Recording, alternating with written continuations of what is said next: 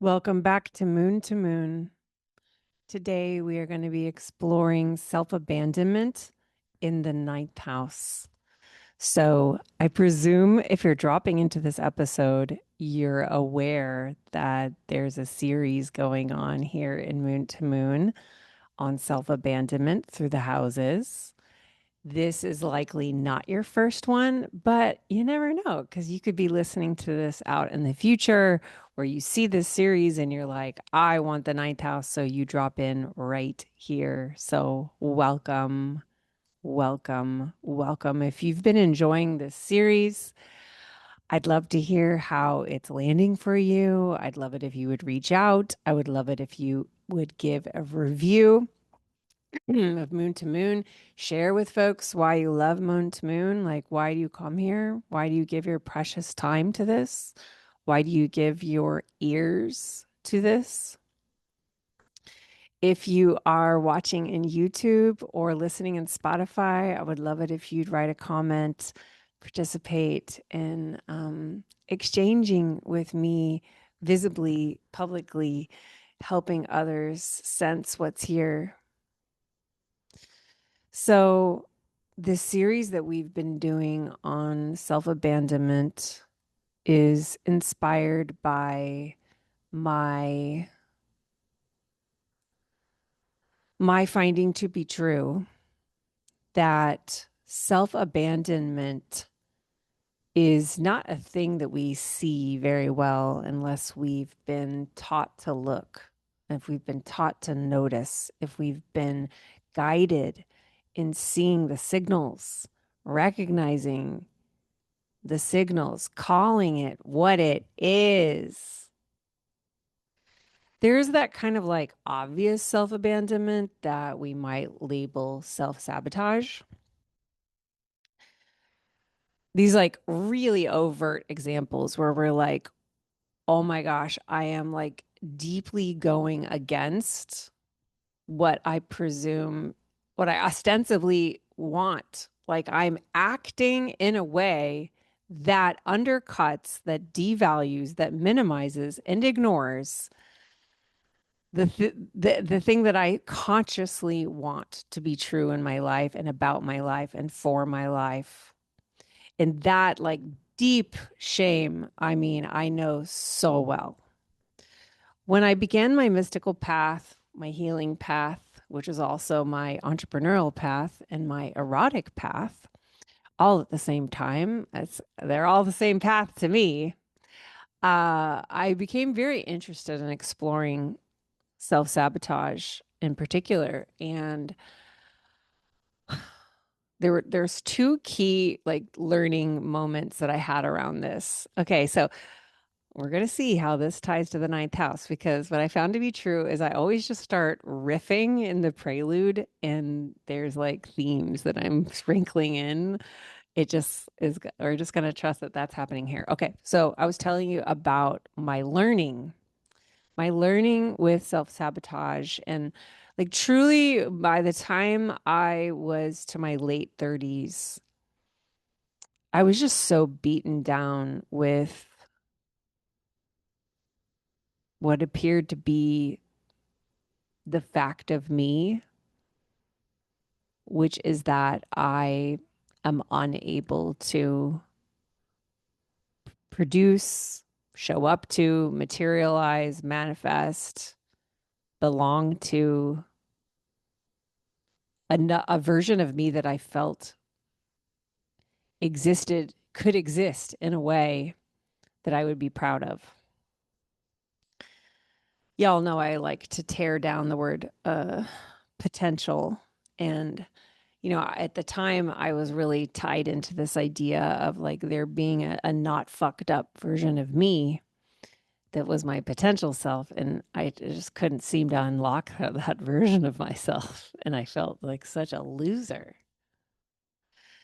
And when I began my mystical path, which began with a major no, which was the no to my marriage.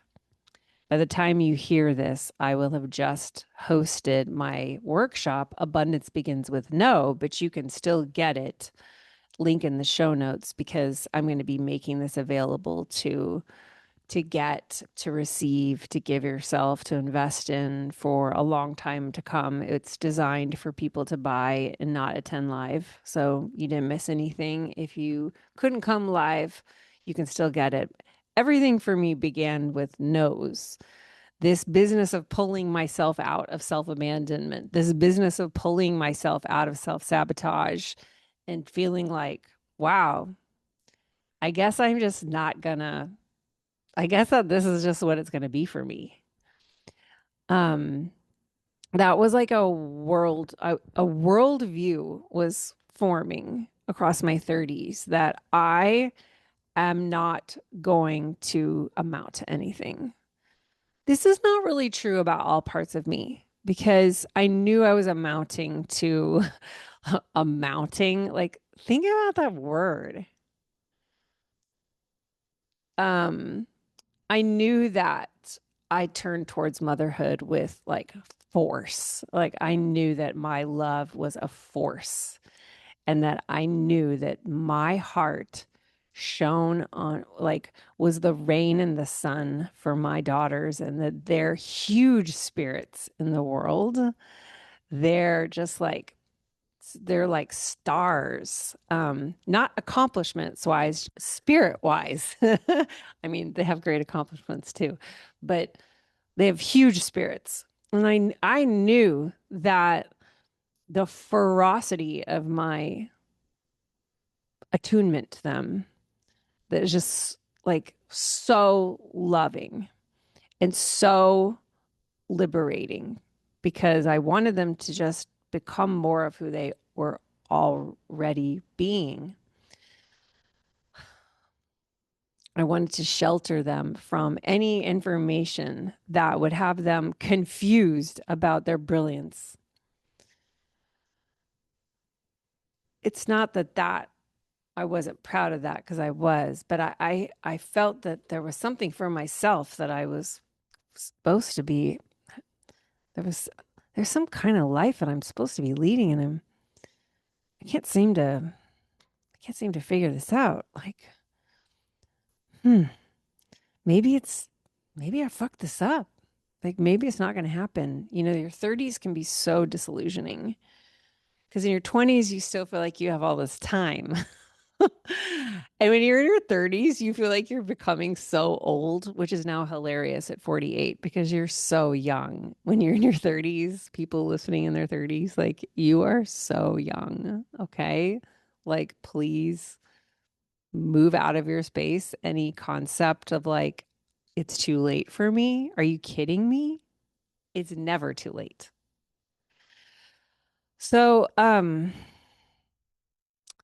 yeah, when I got onto my healing path and it was initiated by my divorce, I didn't know where this was going to take me. I just knew that I was going to die at a spirit level. I was like dying to my spirit, staying where I was. Um, and after that no, which is what happens when you honor the no that is emergent. I call it the emergent no because it's not a fuck no. It's not easy to make an emergent no happen. There's grief here. But what happens on the other side of enacting an emergent no is you start to get resourced by the universe. The universe begins to give you teachers, resources, colleagues.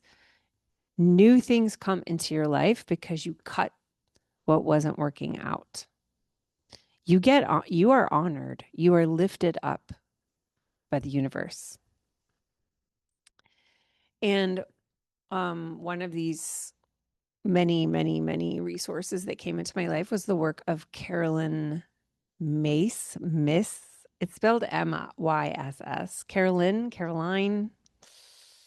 I have a lot of like Carolines in my bibliography of teachers. And since I did never do anything in person with them, they don't know me. I never could get their names fully straight. But she had this class called the language of archetypes that was you can get through Sounds True. And it was such a big deal to me. And she has this, she says that we're all four archetypes. We all have four archetypes in common. And then our other eight main archetypes are unique to us. And so the whole thing is about archetypes, which of course astrology is very much an archetypal language. So it makes sense that I was very drawn to it at the time that I was falling in love with astrology. And one of the four archetypes that we all have is the saboteur, she says. The saboteur, like a part of us. It's a part, but it's a part of us. I also connect this to a Bluebeard part of us. If you know the story that I've told in many places, but it's written in The Women Who Run with Wolves by Clarissa Pinkola Estes. So the saboteur is like the failed artist, the failed magician, I call it, who basically criticizes us, controls us, and kills away these opportunities to sing to our creative life and get into our own voice. And the big words she said to me were, she says to me, anyone who listens, was the reason we self sabotage is because we are terrified of our own empowerment. Why are we terrified? Because we know our world will have to change. And I was like, okay, rewind. What? I listened to that again and again and again. And here I was on the other side of major change. Like I had just made this major change. And in that major change, the big no, I was showing up to my life differently now. I was creating new patterns. I was in deep commitment with the moon. I was showing up to my tarot deck. I was with the lunar cycle so intimately in meditation with myself to hear my inner voice, to hear my own information every single day. And I was rotating all of my life around my own rituals and patterns, all things I was not doing before my no. I created my own space. I created space for myself. And of course, this is the big theme of the Emergence Astrology Pathway Year One is the hermitage, where you take some space for yourself. Go to the cave. So I was in my hermitage period when I heard Carolyn Miss say that, and it just hit me so hard that there's a part of us that is afraid of our own power. And the reason why is because we're afraid of change. And this is such a big deal because over time, I became the speaker of emergence, this speaker and the lantern for emergence astrology. And emergence is change. Emergence is the change, the thing that's bubbling up from under the surface to be revealed, previously concealed, that is helping shape the shifts and mutations of our life and present time from a place of deep listening. So that authentic action is action that we take from the listening. Action begins with listening. That's why we begin with the hermitage. The hermitage. So then over time, moving along a couple of years later, I find the work of Luis Mojica, who is known as Holistic Life Navigation. And there were a few years there where I was working very closely with Luis. And one of the key phrases, though, that he said in Instagram before I ever signed up for one of his classes, he said, like, self-sabotage has intelligence. I mean, he may have not used that word because intelligence is a word I use all the time, and I don't know if he said that word, but he was speaking to the intelligence of self-sabotage, which is that we don't have the capacity. Like we don't have the capacity for a different way of being, which is very similar to saying that we're afraid of change. Because if we don't have the capacity to hold the high sensation of a changed pattern, of a changed life belief, of changed circumstances, of changed abundance, of changing our identity, if we don't have the capacity to hold the high sensation of that, then we will not. So we will do a thing that looks like and what we call self-sabotage. But self-sabotage is such an intense word. It's more intense sounding to me than self-abandonment even. But everything is connected here around becoming the one. This is what I do in my spaces. And I think I honestly, you can tell me what you think, listener, but maybe you've never signed up for one of my offerings, but you may feel like even being part of Moon to Moon and listening to Moon to Moon, you may feel that there's something about my voice, there's something about what I'm saying here, what I bring here, that is expanding your capacity to be with what's emerging for you, allowing new timelines to emerge in your life for more of what you consciously want. So in season 2, the second season of the year of year 1, the focus is going to be around the Chariot.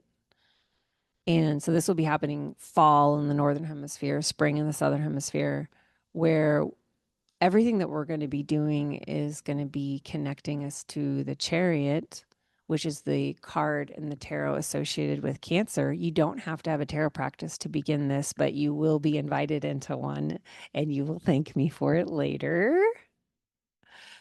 Never been not thanked. So I feel confident in saying that.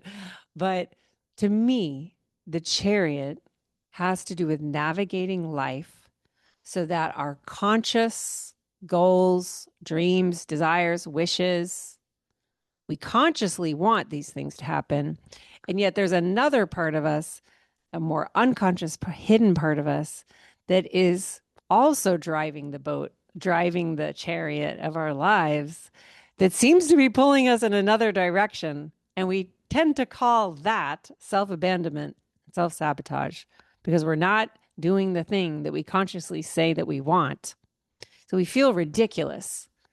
We feel the shame is feeling out of congruence. So congruence is a major, major, major theme of what we get initiated in Abundance Begins with No, and then into emergence astrology. All of emergence astrology is very much about cultivating congruence.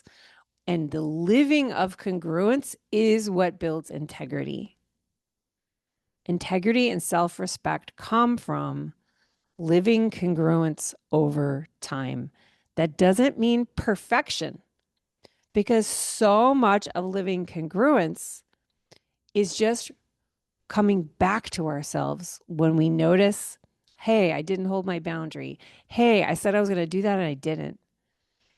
Congruence is not, I do everything perfectly. Congruence is I'm with myself even when I notice that there's like a dissonance between what I'm saying I want and how I'm actually showing up.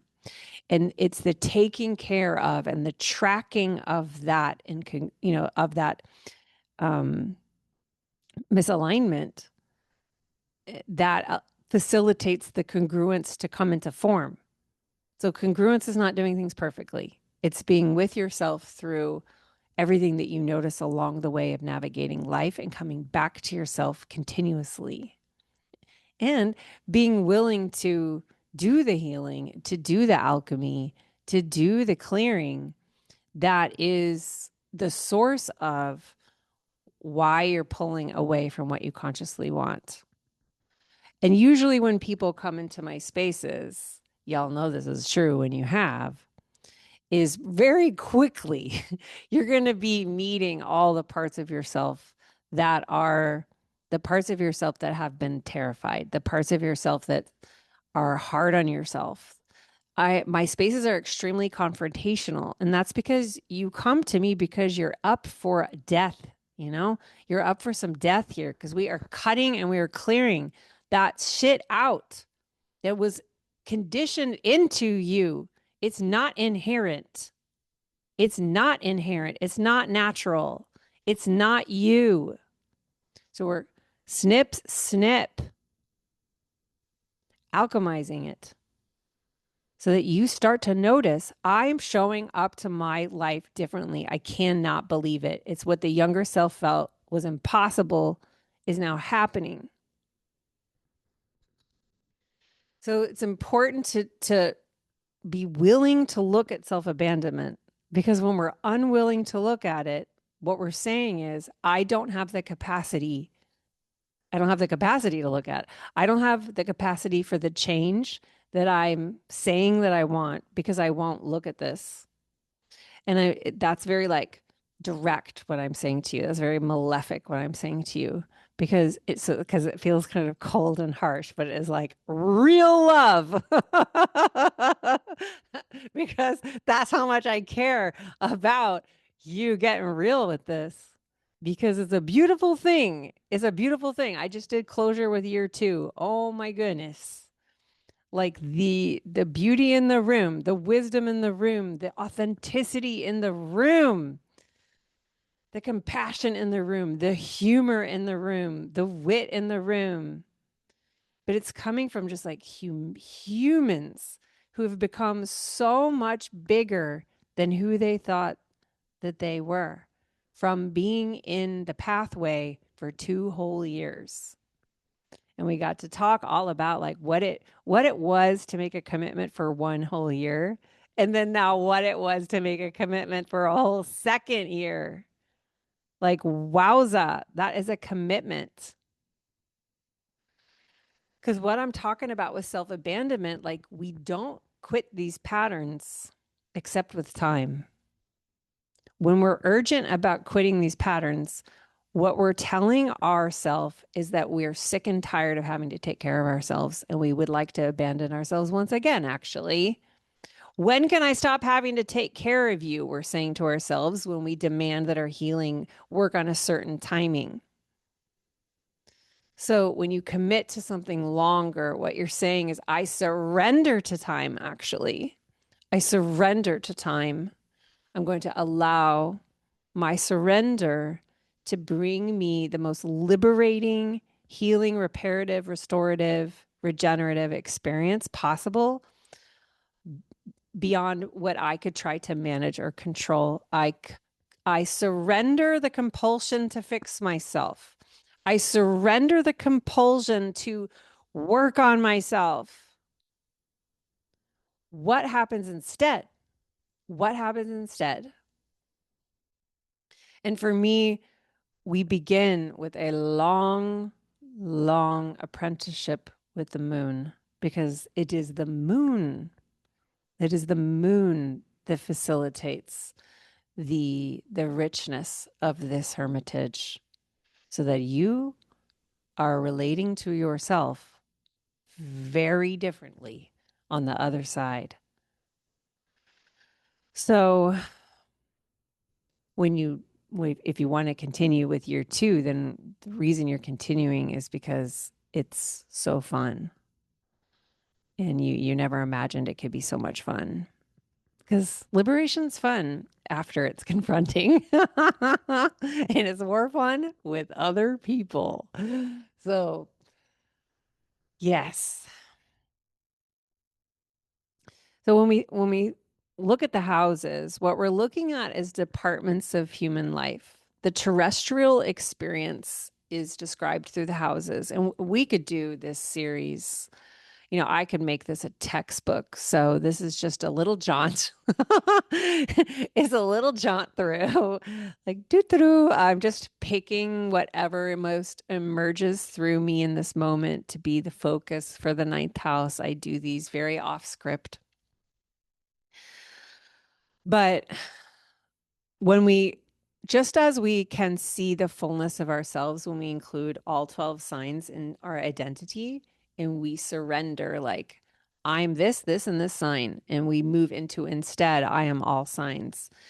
In the same way, when you really spend time with all of the houses and you shine a light into each one and you really look in the corners and the crevices of each one, whether or not you have placements there, you learn so much more about yourself. And now you've got eyes on it, you're tracking it. Because you can't change anything that you're not tracking. You know, you can't change anything you're not willing to look at as it is.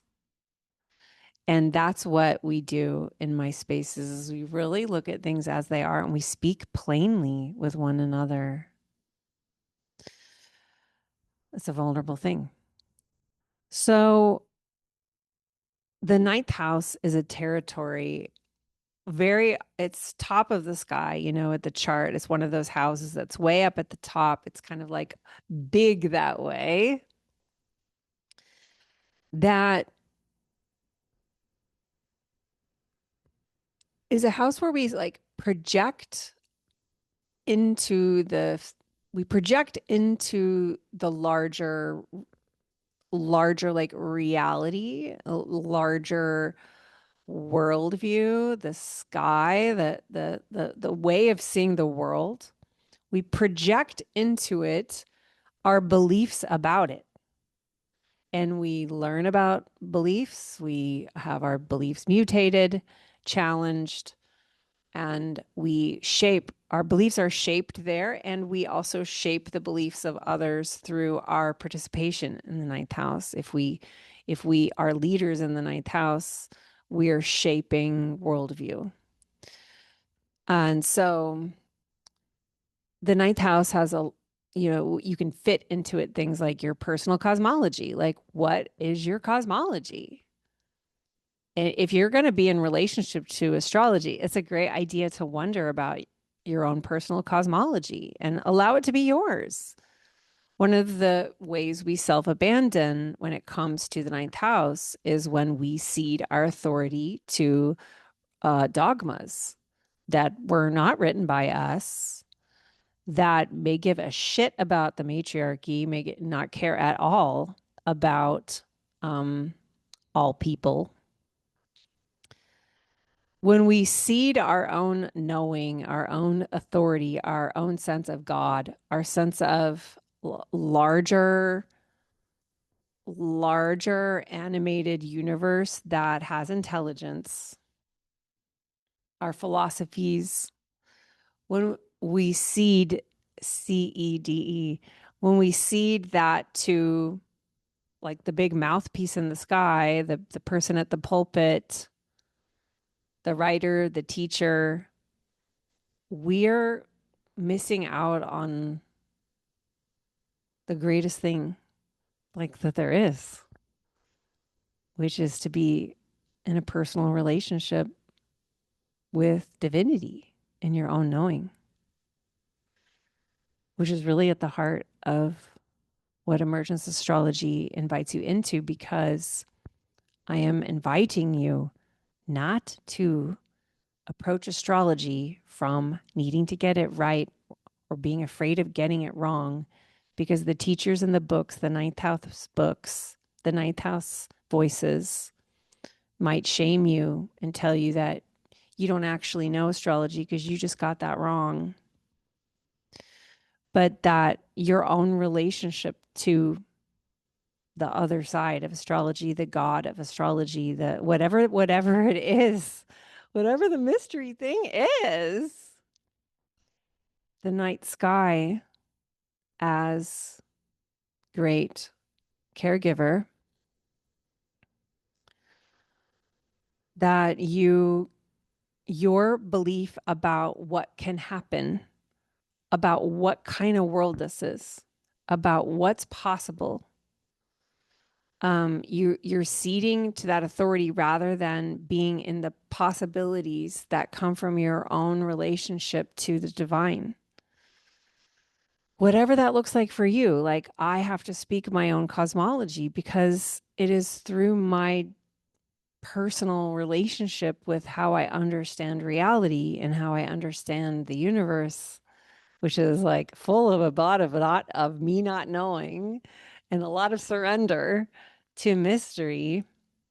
I it's important for me to speak from that place because it's like my medicine comes through that relationship that I've cultivated to my own um how I believe like prophecy works in the world from my understanding of divine.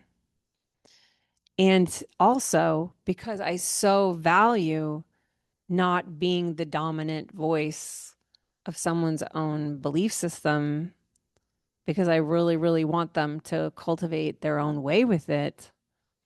It's important that for me that I hold the microphone in the fullness of my own authority with what I feel is true in my own felt beliefs. And also I surrender the from the my own ninth house leadership, surrender to the reader, to the receiver, to the listener, um, to their own experience of it, you know? And in the polarity with the third house, I feel like the way that it feels true to me that I can help my students cultivate their own cosmology is to provide all kinds of daily practices and mundane magic and small experiences of divinity that would be third house that you do in a regular way. And through those regular practices, divinity moves through you. And so you begin to project onto the sky your wonder at it, your trust in it, your own felt beliefs with it in a way that is now anchoring you into your own wholeness with your ninth house. It's like that idea about pay attention to the difference between the moon and the finger pointing at the moon. We self-abandon in the ninth house when we believe that the fingers pointing at the moon have all the secrets and the answers. When you find you get the arcana, the secrets through your relationship with the moon, your relationship with the moon will give you what you're looking for. That's why we begin with the moon, because the moon will help you to repair where you think you don't have these answers, that you're missing something, that there's a problem with how you are. But I'll tell you what feels like a real problem. I'll tell you what the problem feels like. The problem is projecting onto universe a story about your failure, a story about like how there's no chances for you, a story about like the world is just this way and this is how it is. Because that would be a belief that you project into the ninth house. And you may have incredible intelligence there around like why you may have come into those beliefs. You may have actual real evidence from the human field about the world. But the ninth house is also connected to our imagination because we can also project into our worldview our imagination and what we see already. If we can see it in the future, we can see it now. So we imagine futures in the ninth house, and they come from each of us. We project them out into the world, and they can be seen by others in the projection field, which is a thing that we have here, where we can actually like see each other's movies. So if you have a movie that's apocalyptic, that's running, other people can see it.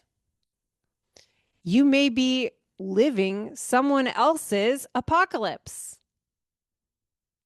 And so self abandonment in the ninth house is very much about taking responsibility for what you project onto the universe and what's possible and like how things are and the way reality is. When you surround yourself with people that help you to imagine from the most expansive parts of you, the most loving parts of you, the most compassionate parts of you that it feels more true to me that this is how things are. When you can really tap into that and take responsibility for running your life from that, it is felt by the people around you. So it's great fun to be around people that it's not about having the same belief system, because then we start to risk coming into like shamey communities where it's good, bad, right, wrong, who does it best, competitive spirituality. It's more about having a community of sovereignty, liberation, freedom, joy, grief, openness, celebration, dream, curiosity, play, realness, where we're all holding one another to an expansive field of possibility. So I spin this, like my job, what are you paying me for? What are you paying me for? You are paying me to weave this field. I'm weaving it. I'm creating the frequency. I'm weaving it for you to come into,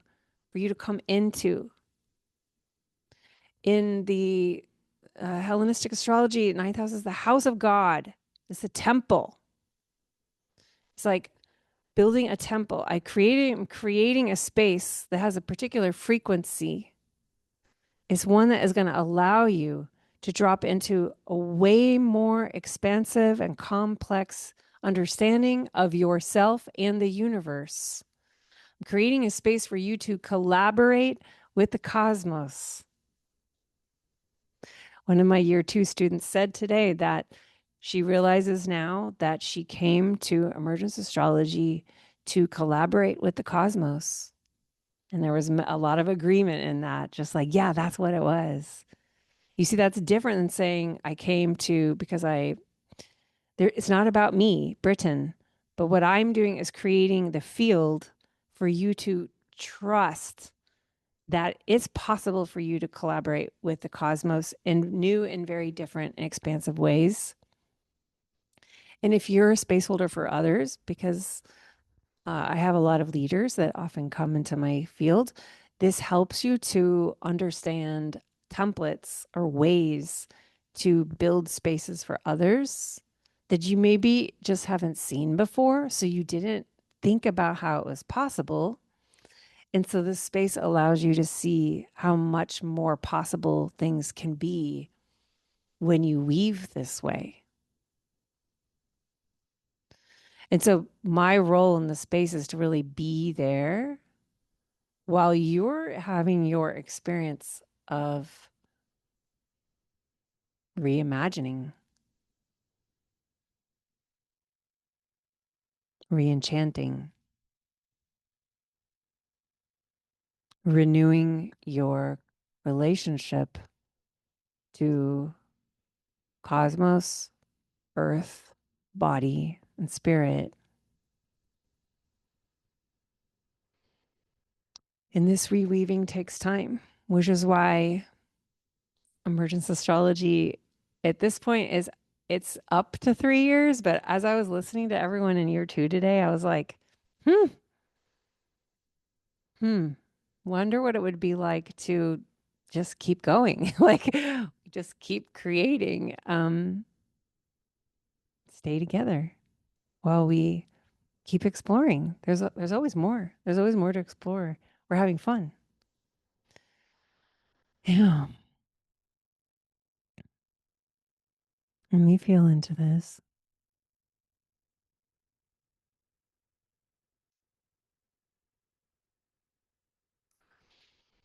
Mm.